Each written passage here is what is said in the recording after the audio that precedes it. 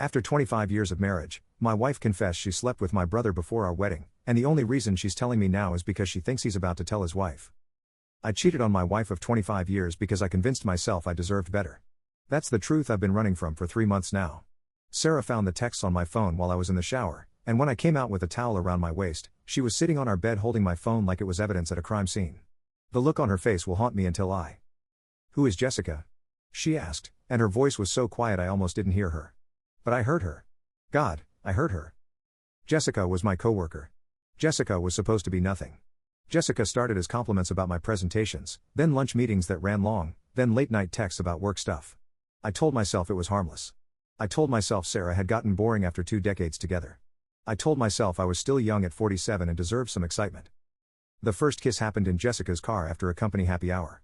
I'd had 3 beers and she smelled like vanilla perfume and possibility. When she leaned over the center console and pressed her lips against mine, I didn't pull away. I kissed her back like I was drowning and she was air. It's just a kiss, I told myself driving home that night. Sarah was already asleep, curled up on her side of the bed we'd shared for over 2 decades. She looked so peaceful. So trusting. The guilt hit me like a freight train, but I pushed it down. I was good at that. The second time was in a hotel room after a fake client dinner. Jessica had booked it. I had driven there knowing exactly what would happen. When she opened the door in that black dress that showed off everything Sarah had hidden under mom clothes for years, I stepped inside without hesitation. We had on scratchy hotel sheets while my wedding ring sat on the nightstand. Afterward, I stared at the ceiling and thought about how Sarah was probably at home helping our 16-year-old daughter Emma with her calculus homework. The same daughter who still hugged me every morning before school and called me her hero. The third time was in my own house. Sarah had taken Emma to look at colleges for the weekend, and I brought Jessica over like some teenager whose parents were out of town. We did it in my marital bed. On the sheets Sarah had bought for our anniversary. I can't even begin to explain how that makes me feel now. For 2 months, I lived this double life. I'd kiss Sarah goodbye in the morning, spend lunch breaks making out with Jessica in her Honda Civic, then come home and help Emma with her college applications. I was father of the year on the surface and a complete piece of garbage underneath. The text got careless. Can't wait to feel you inside me again, and my husband is working late, come over and you make me feel things Sarah never could. I save them. I read them over and over. I was addicted to feeling wanted by someone new. Sarah never suspected. She trusted me completely. When I said I had to work late, she'd pack me dinner. When I said the conference was mandatory, she encouraged me to go. When I came home smelling like vanilla perfume, she just assumed I'd been near Jessica at some work event and didn't think twice about it. That's what makes this so much worse. She never questioned me. Not once. 25 years of marriage had built that kind of trust, and I took a sledgehammer to it for what? For feeling alive? For proving I could still attract someone? The worst part wasn't even the cheating itself. It was how I started to resent Sarah for not being Jessica. I'd come home and notice how she'd gained weight. How she wore the same yoga pants 3 days in a row. How she fell asleep watching Netflix instead of staying up to have. I blamed her for my wandering eye. I made it her fault in my head. Emma would catch me staring at my phone and ask what was so interesting. Just work stuff, sweetheart, I'd say, and she'd smile and go back to her homework. She believed me. They both believed me. I was destroying our family from the inside out, and they had no idea. The night before Sarah found out, I was lying in bed next to her planning my next hookup with Jessica. Sarah was snoring softly, and I was calculating how I could get away for another afternoon. I was literally planning to cheat on my wife while she slept next to me. When Sarah held up my phone that morning, I saw my reflection in her eyes, and I finally understood what I'd become. I wasn't a man having a midlife crisis. I wasn't someone who deserved better. I was a cheater. A liar. Who had destroyed the best thing that ever happened to him. I can explain, I said, but we both knew that was. There's no explaining away 2 months of betrayal. No explaining away choosing another woman over your family every single day. Sarah just shook her head and walked out of the room. That was 3 months ago, and she hasn't looked at me the same way since. She barely looks at me at all. The lawyers came fast. Sarah didn't waste time with marriage counseling or trying to work things out. By the end of that first week, I had divorce papers and a request to move out immediately. Emma found out when she came home from school and saw me loading boxes into my car. "Dad, what's happening?" she asked, and her voice cracked like it did when she was little and afraid of thunderstorms. I wanted to lie, to protect her, but Sarah appeared behind her in the doorway. "Your father had an affair," Sarah said, and the words hung in the air like smoke. Emma's face went through about 5 different emotions in 3 seconds. Confusion, disbelief, anger, and finally this look of complete disgust that I'll never forget. "With who?" Emma asked, but she was looking at me like I was something she'd stepped in. "Someone from work," I mumbled, because saying Jessica's name felt like twisting the knife. Emma just turned around and walked back into the house. She hasn't spoken to me since. Not a word. Not even when I tried to explain at her tennis match last month. She saw me in the stands and literally asked to be moved to a different court so she wouldn't have to see me. The apartment I moved into is a studio above a nail salon. It smells like acetone and broken dreams. I sleep on a futon and eat microwave dinners while scrolling through Instagram photos of the life I away. Sarah posted one of her and Emma at some mother-daughter thing, both of them smiling, and it felt like someone reached into my chest and squeezed. Work became a nightmare.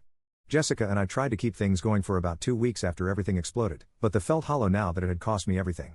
She kept talking about how we could be together properly now, and all I could think about was Emma's disgusted face. This isn't what I wanted, I told Jessica one afternoon in her car.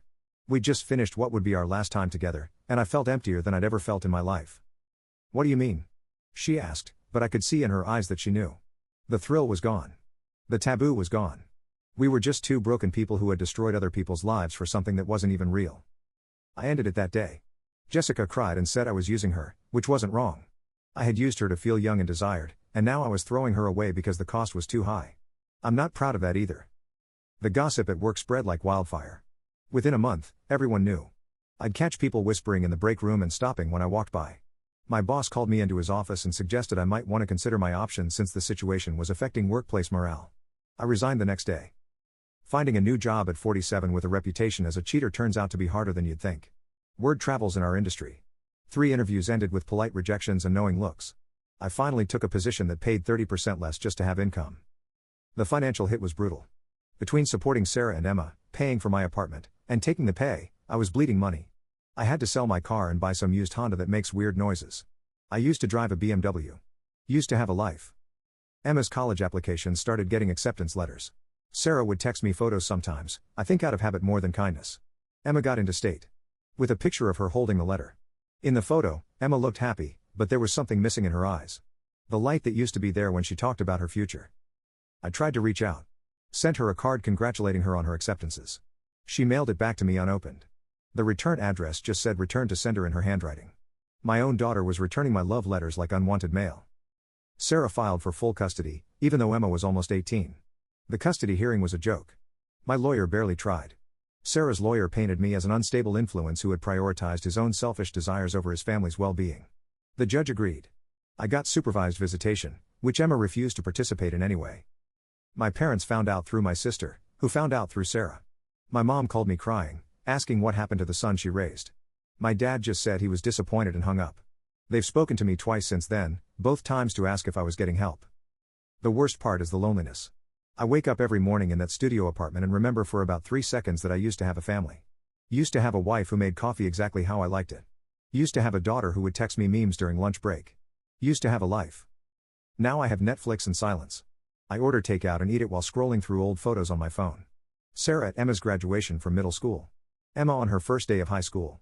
Family vacation to the beach where we all look so happy. I was happy. I just didn't know it. I see them sometimes around town.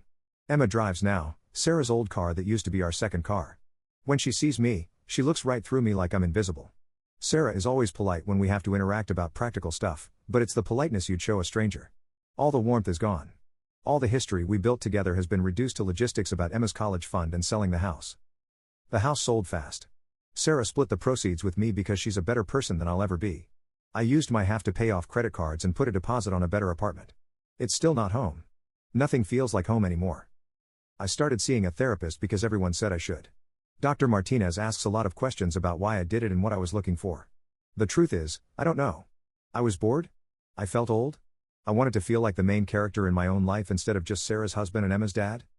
Affairs are rarely about the other person, Dr. Martinez says. They're about something missing in ourselves. But the thing is, nothing was missing. I had everything.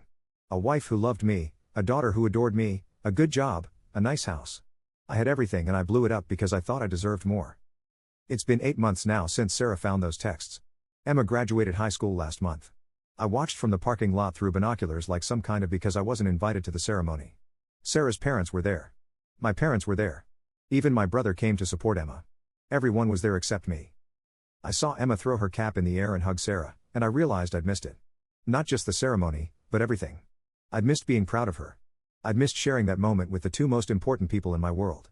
I'd traded it all for what? 2 months of mediocre with someone who doesn't even text me anymore? Emma's going to college in the fall. State school, 3 hours away. I know because I saw the car magnets Sarah posted on Facebook. Proud mom of a state university student. I wanted to comment congratulations, but I was pretty sure Emma would be embarrassed to have her friends see that her cheating dad was associated with her achievement. I tried to send her a graduation gift. A laptop for college, something practical she could actually use. Sarah texted me back saying Emma didn't want anything from me and to please stop trying to contact her. She needs space to process this betrayal, the text said. Maybe someday, but not now. Someday. That's what I'm living for now. Someday maybe Emma will forgive me. Someday maybe she'll let me back into her life. Someday maybe I'll be allowed to walk her down the aisle or meet my grandchildren. But probably not. I destroyed that relationship as completely as I destroyed my marriage. Sarah started dating someone. I found out through mutual friends who couldn't hide their disgust when they told me.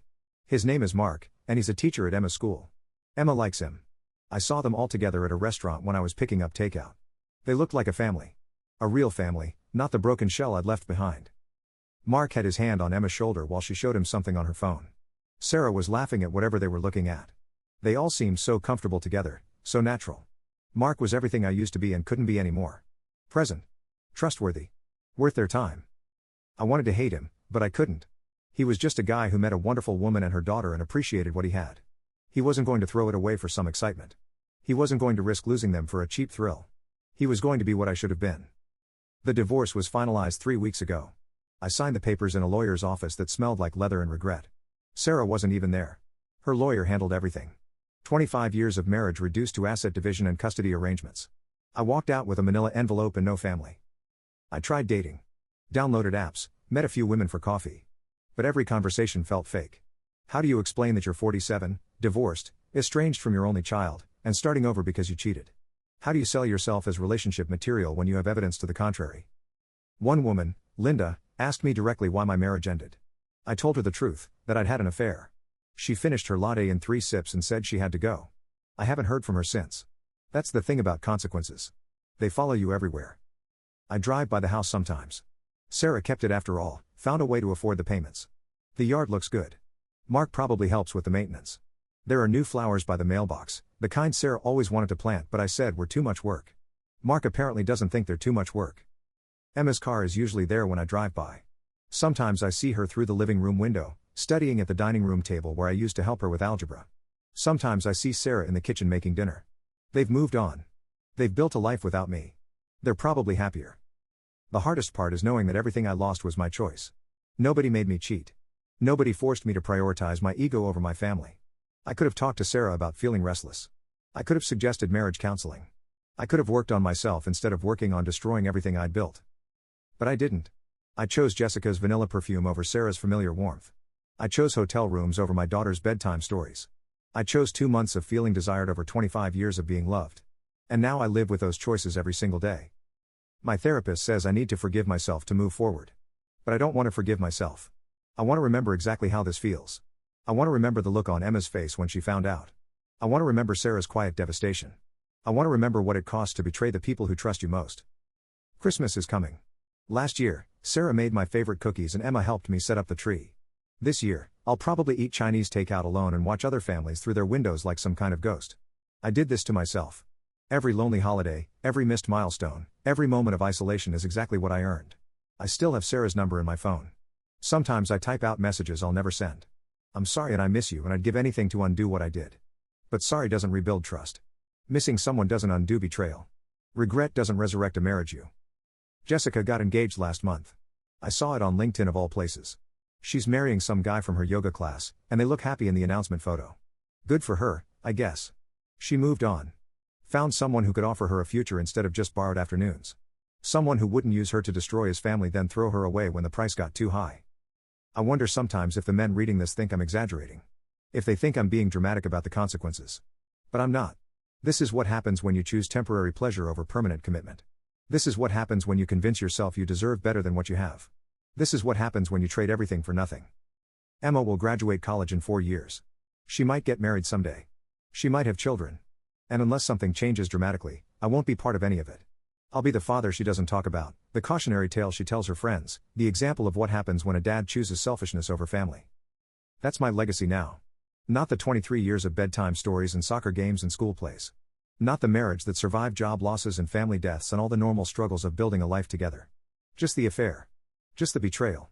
Just the moment I decided my temporary happiness was worth more than their permanent trust. I keep that photo on my phone, the one from our beach vacation where we all looked so happy. Sometimes I stare at it and try to remember what it felt like to be that man. The one who had everything and knew it. The one who was enough. The one who hadn't yet learned that some mistakes don't get second chances. If you're reading this and thinking about cheating, if you're justifying some harmless flirtation or convincing yourself you deserve better than what you have, let me save you the trip. You don't come back from this kind of betrayal, and the person you become afterward isn't someone you'll recognize in the mirror.